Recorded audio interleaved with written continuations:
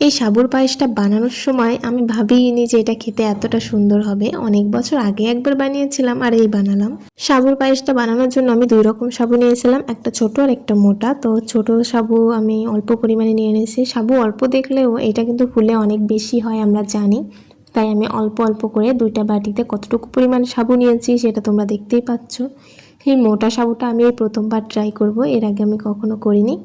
আর নিয়েছি 1/2 লিটার দুধ এটা রান্নার জন্য।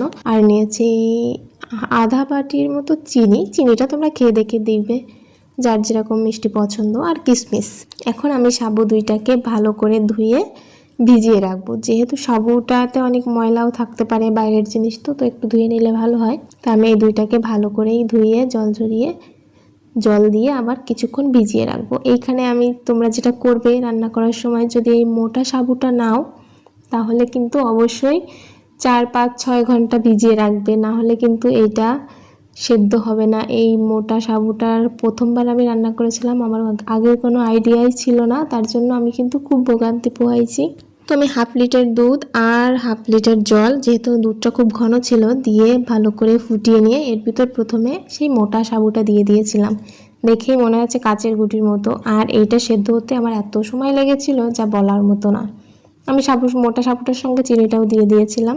এবার এই 2টাকে অল্প আঁচে আমি অনেকক্ষণ ফুটিয়েছিলাম।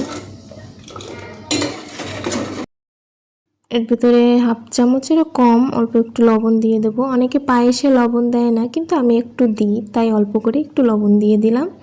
এরপর একটু নেড়েচেড়ে আমি ঢেকে এটাকে সেদ্ধ করেছি অল্প আঁচে, কিন্তু তারপরেও দেখি যে এইটা ভালোভাবে সেদ্ধ হয়নি।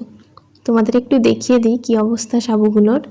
এই দেখো অনেকটাই ফুলে গিয়েছে, কিন্তু এটাকে আমি একটু হাত দিয়ে দেখছিলাম যে নরম হয়েছে কিনা, তো দেখি না, এখনও আরও অনেক বাকি।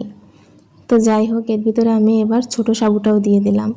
ছোট সাবুটা দিয়ে এবার 2টা সাবু একসঙ্গে নাড়াচাড়া করে আমি বেশ খানিকক্ষণ জাল করেছিলাম। ছোট সাবুটা সেদ্ধ হতে খুব বেশি সময় লাগেনি, কিন্তু এই যে বড় সাবুটা, এইটা আমাকে খুব ভুগিয়েছে। তাই আমি বলবো এই সাবুটা রান্নার যদি তোমরা দাও আমার মতো, তাহলে অনেকক্ষণ আগে ভিজিয়ে রাখবে, অন্তত 4-5 ঘন্টা তো ভিজিয়ে রাখবেই।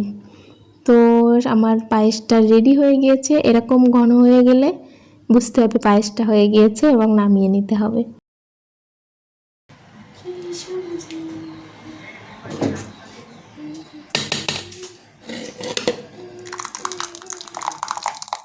সাবুর পায়েস ঠান্ডা হয়ে গেলে আরও একটু বেশি ঘন হয়, তো এরকম ঘন হলে নামালেই হবে।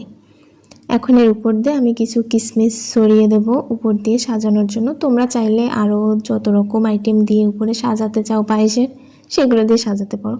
তারপর আমি একটা ছোট্ট বাটিতে নিয়ে নিয়েছিলাম, আর এটা খেতে এত টেস্ট ছিল যেটা বলতে গেলেই আমার এক্ষুনি জিভে জল চলে আসছে। তো তোমরা অবশ্যই এরকম পায়েস রান্না করে খাবে, আর ভিডিওটি ভালো লাগলে চ্যানেলটি সাবস্ক্রাইব করে পাশে থাকবে।